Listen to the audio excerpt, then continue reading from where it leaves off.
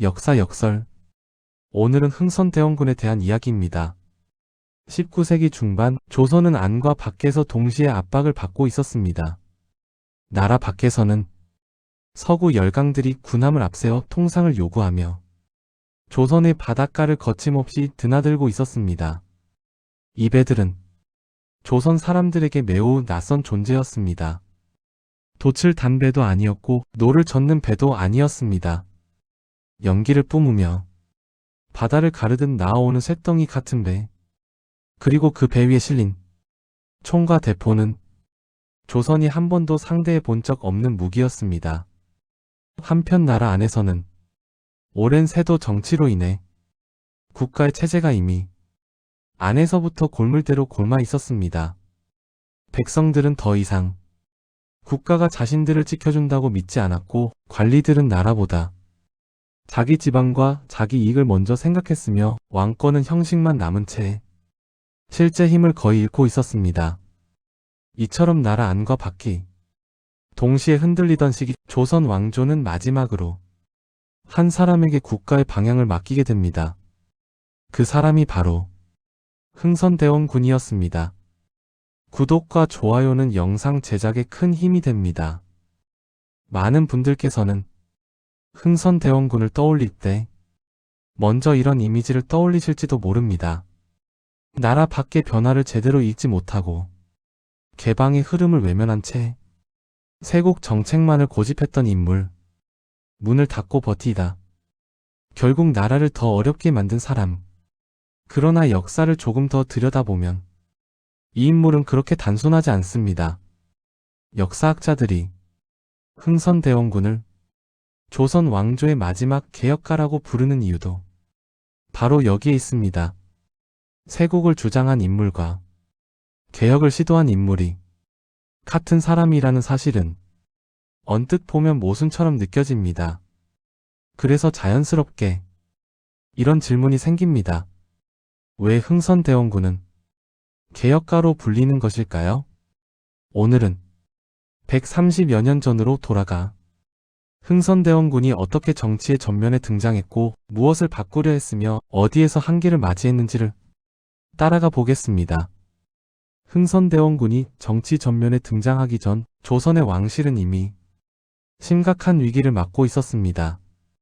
순조 임금 때부터 시작된 세도 정치는 무려 60년이 넘도록 이어졌습니다. 안동 김씨, 풍양 조씨와 같은 특정 외척 가문들은 왕실과 혼인을 맺은 것을 발판으로 국정을 사실상 독점했습니다. 이 시기에는 왕이 누구인지보다 어느 가문이 권력을 쥐고 있는지가 훨씬 중요했습니다. 왕은 존재했지만 결정을 내리지 못했고 정치는 왕실이 아니라 외척 가문의 손에서 이루어졌습니다. 왕족들조차 권력의 중심에 서기는커녕 항상 감시와 견제의 대상이었습니다. 조금이라도 정치적 움직임을 보이면 혹시 저 사람이 권력을 넘보는 건 아닐까 라는 의심을 받았고, 조용히 살지 않으면 언제든 밀려날 수 있었습니다. 흥선대원군 역시 이 시기에는 정치의 중심 인물이 아니었습니다. 많은 분들이 떠올리는 젊은 시절의 흥선대원군 모습은, 우리가 떠올리는 흥선대원군의 모습은 사실 하나의 기록이 아니라 여러 겹의 이미지가 겹쳐진 결과입니다. 먼저 소설에서 비롯된 이미지입니다.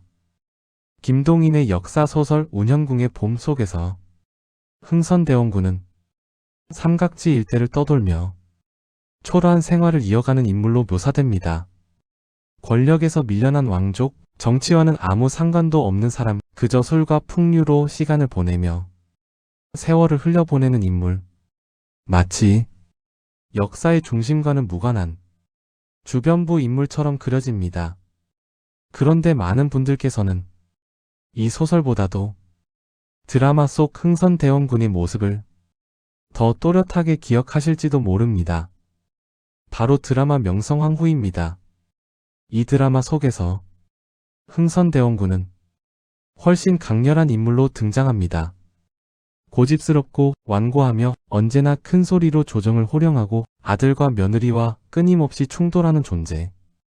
개화를 주장하는 세력과는 끝까지 대립하고 서양 세력을 향해서는 무조건적인 적개심을 드러내는 인물로 그려집니다. 이 드라마를 통해 흥선대원군을 처음 접한 분들께는 그가 마치 시대를 거부한 구시대의 화신, 모든 변화를 막아선 장벽처럼 기억되었을 가능성이 큽니다. 그래서 자연스럽게 이런 인상이 남습니다. 흥선대원군 때문에 조선이 늦어졌다. 흥선대원군이 문을 닫아버렸다. 그러나 여기서 한 걸음만 더 물러나 생각해보면 중요한 질문이 하나 생깁니다. 과연 그는 정말 아무것도 모른 채 시대를 거부한 인물이었을까요? 소설과 드라마는 각각의 시대가 흥선대원군을 어떻게 이해했는지를 반영한 결과물입니다. 김동인의 소설은 이미 일제가 조선을 지배한 뒤 왜 우리는 이렇게 되었는가를 되묻던 시대의 산물이고, 드라마 명성황후는 근대화와 개방이 이미 당연한 가치로 여겨지던 시기에 과거를 되돌아보며 만든 작품입니다. 그렇다 보니 흥선대원군은 자연스럽게 뒤를 돌아보는 인물, 변화를 막은 인물로 강조되어 그려질 수밖에 없었습니다. 하지만 실제 역사 속 흥선대원군은 소설 속의 무기력한 풍류객도 아니었고 드라마 속의 단순한 고집불통도 아니었습니다. 그는 조선이 이미 안에서부터 무너지고 있다는 사실을 아주 정확하게 인식하고 있었던 인물이었습니다. 그리고 그 무너짐을 자신의 방식으로라도 붙잡아 보려 했던 사람이었습니다. 문제는 그가 선택할 수 있는 카드가 너무 적었다는 점입니다. 그래서 그의 선택은 거칠었고 강경했으며 때로는 시대착오적으로 보이기도 했습니다. 소설과 드라마는 그 결과만을 보여주었지만 역사는 그 선택에 이르기까지의 절박함과 계산까지 함께 담고 있습니다. 흥선대원군을 이해한다는 것은 그를 옹호하거나 비난하는 일이 아니라 왜 그가 그런 선택밖에 할 수 없었는지를 차분히 들여다보는 일일지도 모릅니다. 그래서 우리는 소설 속 흥선대원군도 드라마 속 흥선대원군도 아닌 그 사이 어딘가에 존재했던 실제 흥선대원군을 다시 한번 천천히 바라볼 필요가 있습니다. 그러나 실제 기록을 살펴보면 이미지는 절반만 맞습니다. 흥선대원군은 권력의 중심에는 없었지만 결코 무력한 존재는 아니었습니다. 흥선대원군의 정치 무대는 운현궁이었습니다. 이곳에서 그는 아들 고종을 낳았고 12살의 어린 아들을 왕위에 올립니다. 고종이 즉위하면서 운현궁은 대대적으로 증축됩니다. 이 변화는 단순한 건물 공사가 아니었습니다. 운현궁은 왕이 머무는 궁궐은 아니었지만 그 순간부터 조선의 국정을 좌우하는 사실상의 정치 중심지가 됩니다. 조정에서 논의된 정책들은 형식적으로는 궁궐에서 처리되었지만 실제 구상과 판단은 운현궁에서 이루어졌습니다. 왕이 된 고종은 아직 어렸고 살아있는 왕의 아버지, 즉 대원군이 실질적인 국정 운영을 맡게 되었기 때문입니다. 운현궁에 남아있는 여러 기록들은 흥선대원군이 결코 가난하거나 무력한 인물이 아니었음을 보여줍니다. 헌종 임금이 흥선군에게 내린 교지를 보면 그가 26살이 되던 해 노비 6명과 논밭 50결을 하사받았다는 기록이 남아있습니다. 50결은 오늘날 기준으로 약 15만 평에 달하는 땅입니다. 이는 그가 경제적으로도 상당한 기반을 갖추고 있었음을 의미합니다. 더 중요한 사실은 그가 이미 종친부라는 왕실 핵심 기관에서 중요한 역할을 맡고 있었다는 점입니다. 흥선대원군은 종친부의 유사당상으로서 왕실 족보 편찬을 주도합니다. 원래 왕실 족보 정리는 형식적인 업무에 가까웠고 크게 주목받는 일이 아니었습니다. 그러나 흥선군은 이 작업을 통해 왕실 내부의 혈통과 서열을 아주 치밀하게 정리합니다. 대군과 왕자의 계보를 육총까지 정리한 대동보 형태의 족보. 이 작업은 당시 권력을 장악하고 있던 안동 김씨의 묵인이 없었다면 불가능했을 것입니다. 즉 흥선대원군은 정치의 바깥에 있던 사람이 아니라 이미 전국의 흐름을 읽고 조심스럽게 발을 들여놓고 있던 인물이었습니다. 그러던 중 철종 임금이 오랜 병환 끝에 후사 없이 세상을 떠납니다. 왕위 계승 문제는 조선을 다시 한번 뒤흔듭니다. 이때 흥선대원군은 결정적인 선택을 합니다. 그는 왕위 결정권을 쥔 신정왕후 조씨에게 은밀한 편지를 보냅니다. 자신의 어린 둘째 아들을 왕위에 올린다면 신정왕후가 수렴청정을 하며 전국을 안정시킬 수 있다는 제안이었습니다. 1863년 12월 신정왕후는 대신들을 불러 모아 새 임금을 발표합니다. 흥선군의 둘째 아들로 대통을 잇게 하라. 그 누구도 예상하지 못한 결정이었고 그 누구도 왕실 최고 어른의 결정을 거부할 수 없었습니다. 이렇게 해서 고종은 12살의 나이로 즉위하고 흥선군 이하응은 역사의 전면에 등장합니다. 살아있는 대원군, 조선 역사상 전례 없는 존재였습니다. 대원군의 정치 참여는 곧바로 논란을 불러옵니다. 조선은 오랫동안 종친의 정치 참여를 원칙적으로 제한해 온 나라였습니다. 왕의 친족이 권력을 쥐면 정치가 사유화될 수 있다는 오랜 경계가 있었기 때문입니다. 그러나 대원군은 이 원칙을 아주 상징적인 방식으로 깨뜨립니다. 바로 가마 문제였습니다. 대원군이 어떤 가마를 타고 조정에 나설 것인가? 원칙대로라면 대원군은 격이 낮은 가마를 타야 했습니다. 그러나 신정왕후는 대원군이 교자를 타야 한다고 주장합니다. 이 논쟁은 단순한 의전 문제가 아니었습니다. 대원군을 정치의 주체로 인정할 것인가를 두고 벌어진 권력의 확인 절차였습니다. 결국 대원군은 교자를 타고 조정에 나섭니다. 그 순간 그는 스스로를 조선의 실질 권력자로 공식화한 것입니다.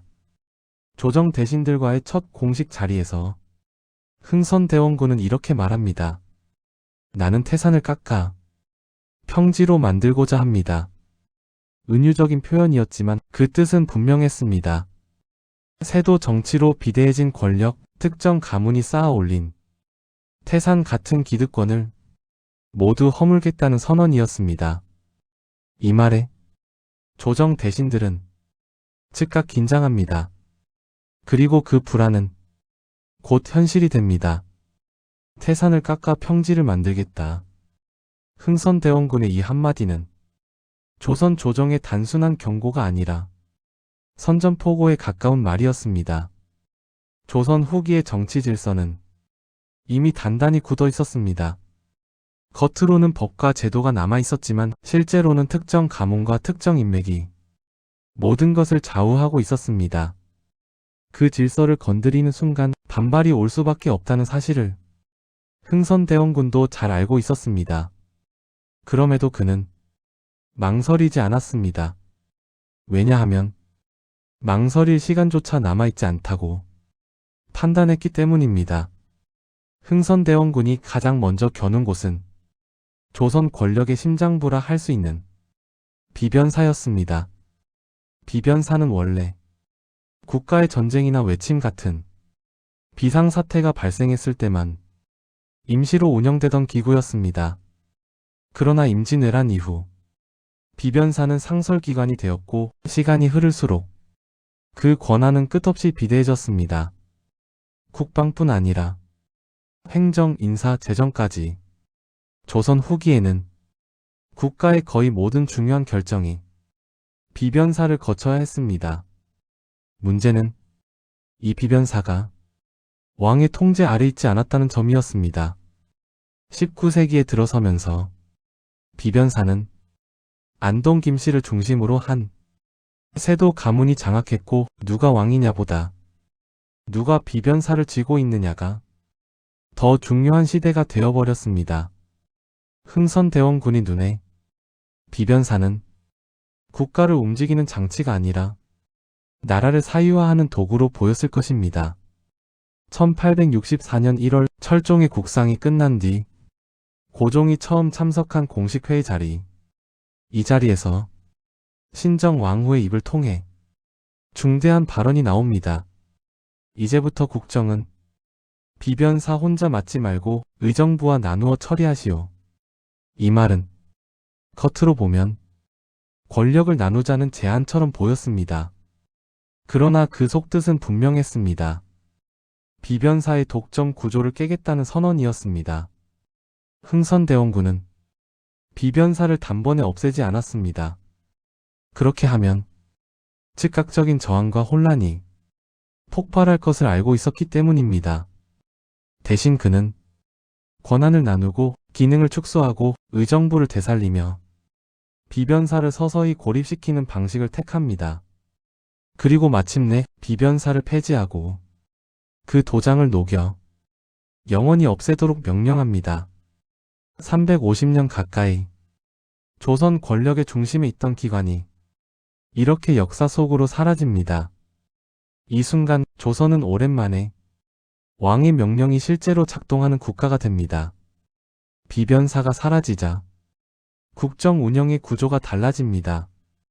정치는 의정부가 담당하고 군사는 삼군부가 전담하는 체제. 이 구조는 조선 건국 초기의 체제와 매우 닮아 있었습니다. 그러나 흥선대원군의 개혁은 제도와 인사에만 머물지 않았습니다. 그는 무너진 국가의 구조뿐 아니라 무너진 국가의 얼굴까지 다시 세우려 했습니다. 그 상징이 바로 경복궁 중건이었습니다. 조선의 법궁이었던 경복궁은 임진왜란 이후 오랫동안 폐허로 남아 있었습니다. 왕이 머무는 공간이 없다는 것은 단순한 불편의 문제가 아니었습니다. 그것은 국가의 중심이 사라졌다는 뜻이었고 왕권이 상징적으로도 무너져 있다는 의미였습니다. 흥선대원군이 눈에 당시의 조선은 나라가 아니라 임시로 버티고 있는 공동체에 가까웠습니다. 그래서 그는 가장 먼저 보여야 할 것부터 다시 세워야 한다고 판단합니다. 경복궁 중건은 단순한 건축 사업이 아니었습니다. 그것은 조선은 아직 끝나지 않았다는 선언이었고 왕권은 다시 이곳에 있다는 시각적 메시지였습니다. 그러나 이 선택은 곧바로 백성의 삶으로 이어집니다. 경복궁 공사는 국가가 가진 재정만으로는 도저히 감당할 수 없는 규모였습니다. 그래서 흥선대원군은 강제 노역을 동원하고 각 지역의 공사 부담을 할당합니다. 백성들에게 경복궁은 왕의 권위를 되살리는 공간이었지만 동시에 자신들의 삶을 갉아먹는 현장이기도 했습니다. 나라의 얼굴은 올라가고 있었지만 백성의 등에는 그만큼 더 무거운 짐이 얹히고 있었습니다. 이 재정 문제를 해결하기 위해 흥선대원군이 선택한 방법이 바로 당백전 발행이었습니다. 당백전은 기존 상평통보보다 액면가를 무려 100배로 책정한 화폐였습니다. 겉으로 보면 아주 간단한 해결책처럼 보였습니다. 돈을 새로 찍어 공사비를 충당하면 된다는 발상이었기 때문입니다. 그러나 문제는 이 돈이 실제 가치까지 100배는 아니었다는 점이었습니다. 당백전이 시중에 풀리자 시장 가격은 즉각 반응합니다. 물가는 오르고 쌀값은 치솟으며 백성들이 손에 쥔 돈의 가치는 눈에 띄게 떨어집니다. 같은 쌀 한 마를 사기 위해 어제보다 더 많은 돈을 내야 하는 상황. 사람들은 돈이 늘어났는데 삶은 더 팍팍해지는 이상한 현실을 체감하게 됩니다. 오늘날의 말로 하면 급격한 인플레이션이었습니다. 흥선대원군은 이 혼란을 오래 끌고 가지는 않았습니다. 당백전의 부작용이 분명해지자 그는 비교적 빠르게 발행을 중단합니다.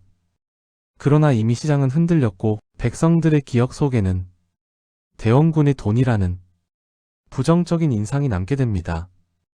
경복궁은 다시 세워졌지만 그 과정에서 생긴 상처는 쉽게 아물지 않았습니다. 이 두 사건은 흥선대원군이라는 인물을 가장 극단적으로 보여줍니다. 한쪽에서는 무너진 국가의 상징을 되살린 사람이고 다른 한쪽에서는 백성의 삶을 압박한 통치자였습니다. 그는 왕권을 세우기 위해 민생을 희생시켰고 국가를 살리기 위해 사람들의 고통을 감수하게 만들었습니다. 그래서 경복궁 중건과 당백전 발행은 흥선대원군을 영웅으로도 폭군으로도 동시에 보이게 만드는 장면입니다. 이 지점에서 우리는 다시 질문하게 됩니다. 국가의 권위와 백성의 삶은 과연 언제나 함께 갈 수 있는가? 흥선대원군은 그 둘을 동시에 살릴 수 없다고 판단했고 결국 국가를 먼저 택했습니다. 그 선택이 옳았는지 피할 수 있었는지는 지금도 쉽게 답할 수 없습니다. 그러나 분명한 것은 이 선택이 그를 단순한 세국 군주가 아니라 극단적인 결단을 내린 마지막 통치자로 만들었다는 사실입니다. 흥선대원군은 조선 초기를 이상적인 정치 모델로 보고 있었습니다. 문신과 무신이 균형을 이루고 그 위에 왕권이 분명히 존재하는 구조. 특정 가문이 권력을 독점하지 못하도록 제도적으로 막아놓은 체제. 이 구조의 정점에는 왕이 있고 현실적으로는 대원군 자신이 있었습니다. 그는 권력을 숨기지 않았습니다. 오히려 책임을 지겠다는 태도로 권력을 전면에 드러냈습니다. 흥선대원군의 개혁은 제도 정비에만 그치지 않았습니다. 그는 사람을 바꾸기 시작합니다. 세도 정치 시기 동안 권력에서 밀려났던 북인과 남인 계열 인사들이 다시 조정에 등장합니다. 정조 이후 오랫동안 정승 자리에 오르지 못했던 남인 계열 인사가 다시 국정의 중심에 섭니다. 심지어 조선 건국 이래 거의 전례가 없었던 서북 출신 인물이 승지로 발탁되기도 합니다. 이 인사는 능력의 문제가 아니라 질서의 문제였습니다. 누가 어느 집안에서 태어났느냐가 아니라 지금 이 나라에 누가 필요한가를 기준으로 삼겠다는 선언이었기 때문입니다. 조선 사회에서 이것은 매우 급진적인 선택이었습니다. 흥선대원군의 개혁이 본격적으로 의미를 갖는 지점은 민생 문제였습니다. 1862년 조선 전역에서 대규모 농민 봉기가 일어납니다. 경상도 진주에서 시작된 항쟁은 전라도와 충청도로 3시간에 번져나갔습니다. 이 봉기에서 농민들이 요구한 것은 왕을 몰아내는 혁명도 아니었고 체제를 뒤엎자는 주장도 아니었습니다. 요구는 단순했습니다. 군포와 황곡. 단 두 가지였습니다. 황곡은 원래 굶주린 백성을 돕기 위해 곡식을 빌려주는 제도였습니다. 그러나 시간이 지나면서 황곡은 관리들이 이자를 붙여 백성을 착취하는 수단으로 변질됩니다. 빌려줄 때는 질 낮은 곡식을 주고 돌려받을 때는 좋은 곡식을 요구했습니다. 갚지 못하면 이자가 불어나고 이자는 다시 빚이 되어 백성의 삶을 옥죄었습니다. 흥선대원군은 이 황곡을 사창제로 바꿉니다. 관이 직접 운영하던 창고를 마을 공동체가 관리하게 하여 관리의 개입을 차단하는 방식이었습니다. 완벽한 제도는 아니었지만 적어도 백성을 쥐어짜는 구조를 한번 끊어내려는 시도였습니다. 군포 문제는 더 민감했습니다. 군포는 군역을 대신하는 세금이었지만 마을 단위로 부과되다 보니 사람이 줄어도 부담은 줄지 않았습니다. 그 결과 남은 사람들에게 모든 부담이 쏠리는 구조가 됩니다.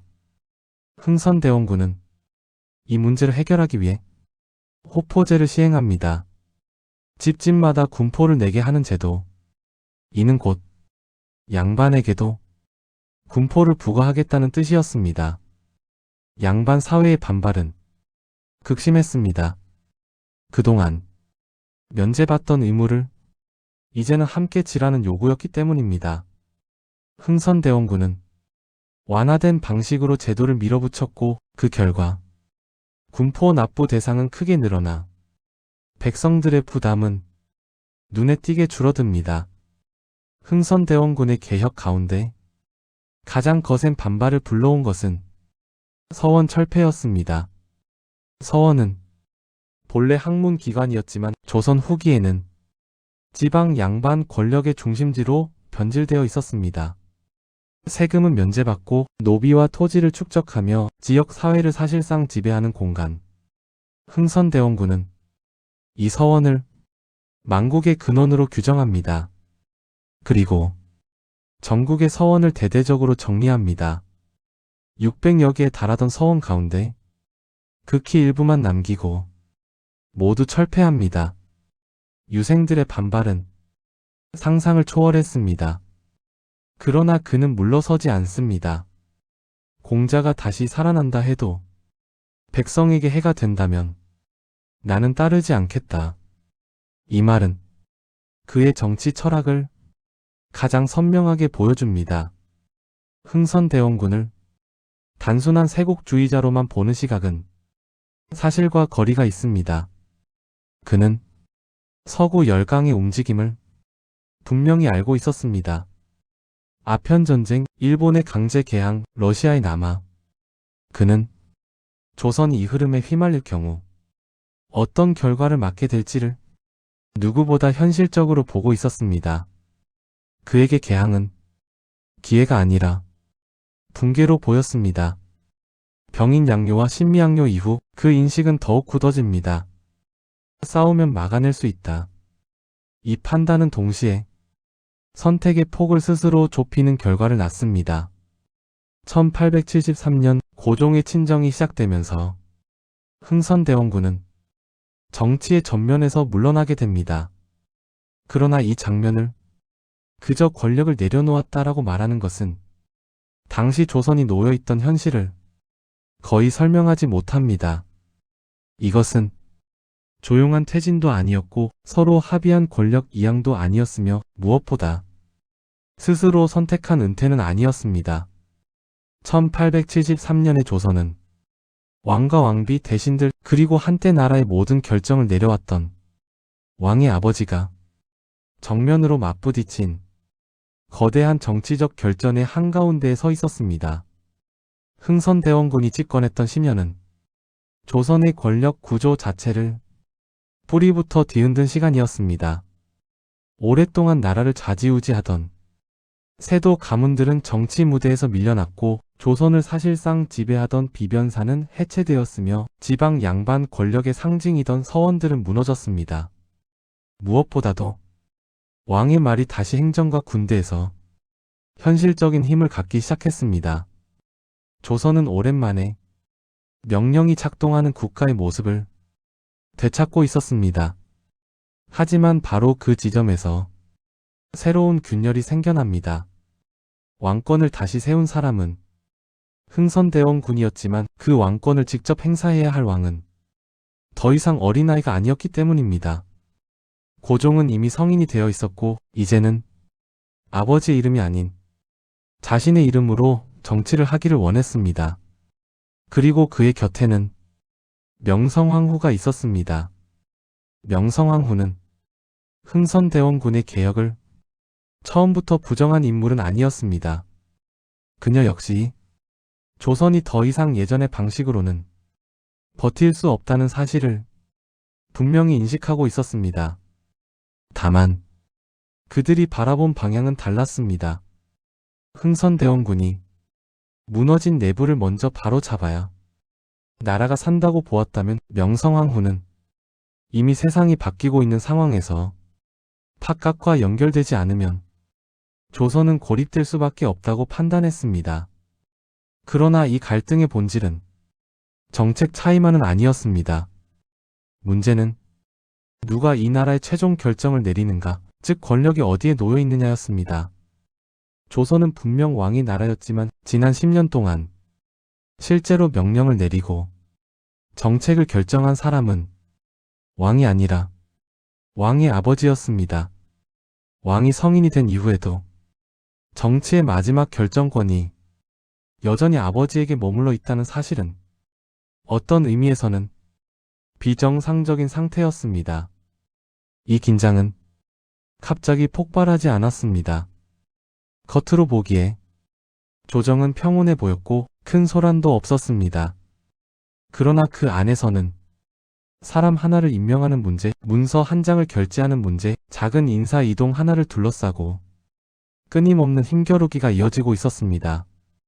흥선대원군은 여전히 강력한 영향력을 유지하고 있었고 여전히 자신을 이 나라를 책임져야 할 사람으로 인식하고 있었습니다. 반면 고종과 명성황후는 점점 더 분명한 결론에 다다르고 있었습니다. 이제 국정은 왕의 손으로 돌아와야 한다는 생각이었습니다. 1873년 가을 조정 안에서만 끓어오르던 긴장은 마침내 조정 밖의 목소리를 타고 공식적으로 모습을 드러냅니다. 그 중심에 선 인물이 바로 유생 출신 관료 최익현이었습니다. 흔히 이 상소를 두고 대원군이 권력을 전행했다는 비판이라고 요약하지만 그 이면에는 훨씬 더 깊고 오래된 분노가 깔려 있었습니다. 그 분노의 출발점은 바로 서원 철폐였습니다. 흥선대원군의 서원 철폐는 국가 재정과 지방 권력 구조를 바로잡기 위한 정치적 선택이었지만 유생들에게 서원은 단순한 건물이 아니었습니다. 서원은 학문을 닦는 공간이었고 선연을 기리는 제사 공간이었으며 유교적 질서가 살아 숨쉬는 정신적 중심이었습니다. 그 서원이 국가의 명령으로 하루아침에 허물어졌다는 사실은 유생 사회에게 제도의 문제가 아니라 존재 자체가 부정당하는 경험이었습니다. 그들은 서원은 특권이 아니라 도덕을 지켜온 대가라고 믿고 있었습니다. 흥선대원군의 판단은 철저히 국가 중심이었지만 유생들의 눈에는 그 선택이 나라가 스스로 도덕의 뿌리를 잘라내는 행위로 보였습니다. 이때부터 유생 사회에는 하나의 인식이 굳어지기 시작합니다. 대원군은 왕권을 세운 것이 아니라 유교적 질서를 무너뜨리고 있다. 그러나 이 불만은 곧바로 폭발하지는 못했습니다. 흥선대원군이 너무 강력했기 때문입니다. 그가 권력을 쥐고 있는 동안에는 누구도 정면으로 나설 수 없었습니다. 하지만 1873년 상황이 달라집니다. 고종이 성인이 되었고 친정이 머지않았다는 신호가 조정 안팎에 퍼지기 시작합니다. 유생들은 이 변화를 하나의 기회로 받아들였고 그 선두에 최익현이 섭니다. 그의 상소는 표면적으로는 대원군의 국정 전행을 문제 삼았지만 그 문장 곳곳에는 서원 철폐 이후 유생 사회가 축적해 온 모욕과 분노가 고스란히 담겨 있었습니다. 최익현의 눈에 흥선대원군은 왕을 보좌하는 존재가 아니라 왕 위에 군림하는 존재였습니다. 유교 국가에서 가장 경계해야 할 부자 질서의 전도를 초래했고 서원을 허물어 선연을 모시는 도를 무너뜨린 위험한 권력자였습니다. 이 상소는 한 개인의 문제 제기가 아니라 유생 사회 전체의 집단적 경고였습니다. 이대로 가면 조선은 도덕으로 유지되는 나라가 아니라 힘으로 밀어붙이는 나라가 된다. 그리고 이 상소가 결정적이었던 이유는 그 내용이 아니라 그 타이밍이었습니다. 이미 고종과 명성황후 그리고 새로운 정치 세력은 결론을 내려놓은 상태였습니다. 최익현의 상소는 그 결단을 왕의 개인적 선택이 아니라 도덕과 명분의 요구로 공식화해주는 역할을 합니다. 그 순간 고종의 친정 선언은 단순한 권력 회수가 아니라 질서를 바로 세우는 선택으로 의미가 바뀌게 됩니다. 상소가 올라온 뒤 고종은 더 이상 결정을 미루지 않습니다. 그리고 마침내 한 문장으로 상황을 정리합니다. 이제부터 내가 직접 정사를 돌보겠다는 선언이었습니다. 이 말은 친정의 시작이었고 동시에 흥선대원군에게는 권력의 무대에서 물러나라는 명확한 통보였습니다. 흥선대원군은 이 결정을 거부할 수 없었습니다. 군권도 인사권도 제도적으로는 이미 왕에게 돌아가 있었고 그는 이 싸움이 이길 수 없는 싸움이라는 사실을 누구보다 잘 알고 있었습니다. 그래서 그의 퇴장은 조용했지만 결코 가볍지 않았습니다. 그것은 자리 이동이 아니라 패배이자 체념이었고 한 시대가 끝났음을 알리는 조용한 종결이었습니다. 그는 억지로 끌려 내려온 인물이 아니라 시대의 중심에서 한 발짝 밀려난 인물에 가까웠습니다. 그가 만들어 놓은 제도는 남아 있었지만 그 제도를 움직일 손은 더 이상 그의 것이 아니었습니다. 그래서 1873년은 단순한 정권 교체의 해가 아닙니다. 이 해는 아버지가 책임지던 정치가 막을 내리고 아들이 자신의 이름으로 정치를 시작하며 조선이 또 다른 방향으로 천천히 발걸음을 옮기기 시작한 중대한 분기점이었습니다. 그리고 이 분기점에서 흥선대원군은 다시 한번 역사의 중심에서 비켜나 주변부로 밀려나게 됩니다. 그러나 흥선대원군의 이야기는 1873년에서 끝나지 않습니다.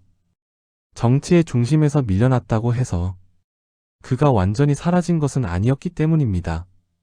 그는 물러났지만 조선이라는 나라는 그가 만들어 놓은 균형 위에서 결코 안정되지 못한 채 불안정한 상태로 흔들리고 있었습니다. 고종의 친정은 시작되었지만 왕권은 아직 단단하지 않았고 개화를 둘러싼 노선은 갈라졌으며 조정 내부의 긴장은 오히려 더 높아지고 있었습니다. 그리고 그 불안은 가장 약한 지점에서 폭발하게 됩니다. 1882년 조선의 수도 한양에서 무력 충돌이 일어납니다. 훗날 이모군란이라 불리게 되는 사건입니다. 이 사건은 거창한 이념이나 정치 구호에서 시작된 것이 아니었습니다. 군인들이 굶주리고 있었고 급료는 수개월째 지급되지 않았으며 지급된 쌀에는 모래와 잔물이 섞여 있었습니다. 반면 신식 군대는 새 군복을 입고 제때 급료를 받으며 훈련을 받고 있었습니다. 불만은 질서 없이 쌓였고 그 분노는 결국 폭력으로 터져나옵니다. 폭동이 시작되자 군인들은 단순히 관청을 부순 것이 아니라 자신들이 생각하는 원인을 향해 움직입니다. 그들의 분노는 개화 정책을 추진하던 대신들과 그 상징처럼 여겨지던 명성황후의 측근으로 향합니다. 궁궐은 위협받았고 조정은 순식간에 무너집니다. 이 혼란 속에서 사람들은 자연스럽게 한 이름을 떠올립니다. 흥선대원군. 백성들과 군인들에게 그는 여전히 강한 국가를 상징하는 인물이었고 기득권을 눌러왔던 옛 권력자였습니다. 조정이 무너지고 왕이 흔들리는 순간 사람들은 이미 한 번 나라를 틀어쥐었던 그 인물을 다시 찾습니다. 흥선대원군은 이 혼란을 기회로 삼습니다. 그는 정치적으로 복귀를 선언하지 않았지만 현실은 그를 다시 권력의 중심으로 끌어올립니다. 그는 폭동을 수습하고 개화 인사들을 몰아내며 다시 한번 조선의 정치 무대 위에 서게 됩니다.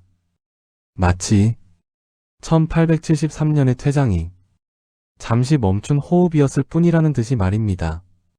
그러나 이번 재등장은 오래가지 못합니다. 이번에는 조선 내부의 문제가 아니라 조선 바깥의 힘이 개입하기 시작했기 때문입니다. 조선은 이미 혼자서 사태를 정리할 수 없는 상태였고 그 틈을 파고든 것이 바로 청나라였습니다. 청나라는 조선의 안정을 돕는다는 명분으로 군대를 파견합니다. 그러나 그 속내는 분명했습니다. 조선을 자신들의 영향권 안에 확실히 묶어두겠다는 계산이었습니다. 청군이 한양에 들어오자 전국은 순식간에 달라집니다. 흥선대원군은 질서를 수습한 인물에서 갑자기 위험한 변수로 바뀝니다. 그는 조선을 통제하기에는 너무 독자적이었고 청나라의 입장에서는 너무 예측하기 어려운 존재였습니다. 결국 청나라는 결단을 내립니다. 흥선대원군을 조선의 정치 무대에서 아예 제거해버리기로 한 것입니다. 그는 사전 통보도 없이 체포되어 청나라로 끌려갑니다. 이것이 바로 우리가 흔히 말하는 대원군의 청나라 연행입니다. 조선의 정치는 더 이상 조선 내부의 결정만으로 움직이지 않게 되었고 국가의 운명은 외세의 계산 속에서 조정되기 시작합니다. 그곳 텐진에서 흥선대원군은 1882년부터 1885년까지 약 3년간의 유배 생활을 견뎌했습니다.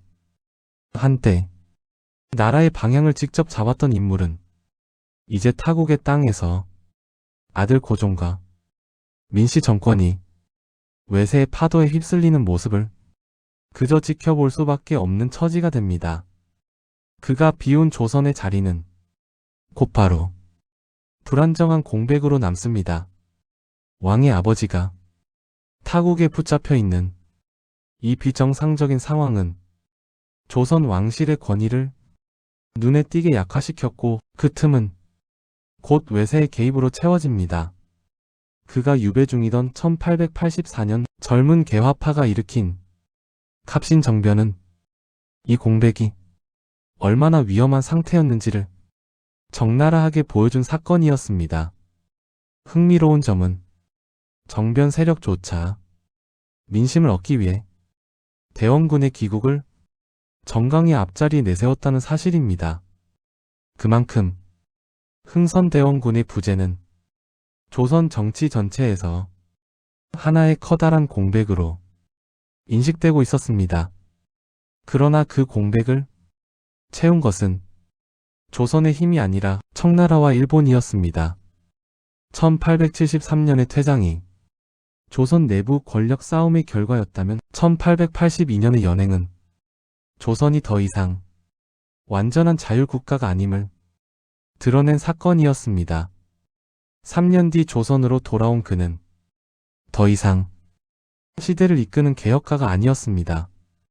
외세 이해관계 속에서 필요할 때만 호출되는 노정객의 모습으로 변해 있었습니다. 흥선대원군은 왕의 아버지였지만 외세 앞에서는 아무런 보호도 받지 못했습니다. 그는 정치적 패배자가 아니라 시대 변화 속에서 버려진 인물이었습니다. 청나라에서의 시간은 그에게 굴욕이었고 침묵의 시간이었습니다. 그는 다시 권력을 잡지 못했고 조선의 미래를 결정하지도 못했습니다. 그러나 이 연행 사건 이후 조선은 되돌릴 수 없는 선을 넘게 됩니다. 조선의 권력은 이제 왕과 대신만의 것이 아니라 외세의 계산 속에서 움직이기 시작합니다.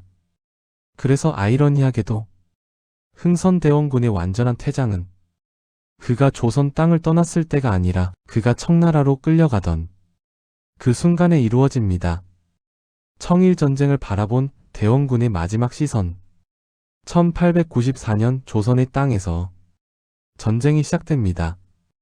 청나라와 일본이 조선을 사이에 두고 정면으로 충돌한 전쟁, 우리가 오늘날 청일전쟁이라 부르는 사건입니다. 그러나 이 전쟁은 어느 날 갑자기 터진 충돌이 아니었습니다. 이미 오래전부터 조선은 두 제국의 이해관계가 겹쳐지는 공간이 되어 있었고 그 갈등은 언젠가 폭발할 수밖에 없는 상태였습니다. 그 모든 과정을 흥선대원군은 지켜보고 있었습니다. 그는 전쟁의 지휘관도 아니었고 정책을 결정하는 자리에도 없었습니다. 그저 한때 나라의 방향을 직접 잡았던 인물로서 이제는 아무것도 바꿀 수 없는 위치에서 조선이 전쟁터로 변해가는 모습을 지켜보고 있을 뿐이었습니다. 아이러니하게도 이 전쟁은 그가 가장 두려워했던 방식으로 현실이 됩니다. 그는 외세와의 전면 충돌이 조선을 파멸로 이끌 것이라 보았고 그래서 문을 닫고 버티는 선택을 했습니다. 그러나 그가 밀려난 뒤 조선은 문을 열었지만 스스로 방향을 정하지 못한 상태로 외세의 충돌 한가운데 서게 됩니다. 그 결과는 개방이 아니라 전쟁이었습니다. 흥선대원군이 눈에 이 전쟁은 단순한 국제전이 아니었을 것입니다. 그것은 자신이 실패한 방식으로든 다른 세력이 선택한 방식으로든 결국 조선이 피할 수 없었던 결말처럼 보였을지도 모릅니다. 청나라가 패배하고 일본이 조선에 대한 주도권을 가져가면서 한 시대는 완전히 끝나게 됩니다. 조선은 더 이상 어느 한 나라의 보호 아래 있는 존재도 스스로 균형을 잡을 수 있는 주체도 아니게 됩니다. 이 모든 과정을 바라보며 흥선대원군은 무슨 생각을 했을까요? 그는 자신의 선택이 옳았다고 끝까지 믿었을지도 모릅니다. 혹은 다른 길이 있었을지도 모른다는 생각을 조용히 곱씹었을지도 모릅니다. 다만 분명한 것은 그가 꿈꾸었던 강한 왕권 아래 질서 잡힌 국가는 이 전쟁 이후 완전히 불가능해졌다는 사실입니다. 흥선대원군은 1898년 역사의 무대에서 조용히 사라집니다. 그가 세상을 떠날 때 조선은 이미 자신의 운명을 스스로 결정할 수 없는 나라가 되어 있었습니다. 그래서 흥선대원군의 생애는 한 개인의 성공과 실패를 넘어 하나의 질문으로 남습니다. 변화가 필요하다는 것을 알았던 사람, 그러나 변화의 방향을 선택할 수 없었던 시대, 외세를 막기 위해 문을 닫았던 선택과 문을 열었지만 주인이 없었던 선택 사이에서 조선은 결국 가장 잔혹한 결말을 맞이합니다. 흥선대원군은 그 선택의 갈림길 한가운데 서 있었던 인물이었습니다. 그는 조선을 구하지도 못했고 시대를 되돌리지도 못했습니다. 그러나 아무것도 하지 않았던 사람은 결코 아니었습니다. 무너져 가는 국가를 앞에 두고 끝까지 국가라는 형태를 붙잡으려 했던 사람, 그리고 그 과정에서 모든 비난과 책임을 홀로 짊어졌던 인물. 그래서 흥선대원군은 지금도 한 인물로 정리되지 않습니다. 개혁가였는가? 세국주의자였는가? 시대를 잘못 읽은 사람인가? 아니면 시대가 감당하지 못한 사람이었는가? 그 질문은 아직 끝나지 않았습니다. 그리고 어쩌면 그 질문은 오늘을 사는 우리에게도 여전히 유효한 질문인지도 모릅니다. 국가는 언제 문을 열어야 하는가?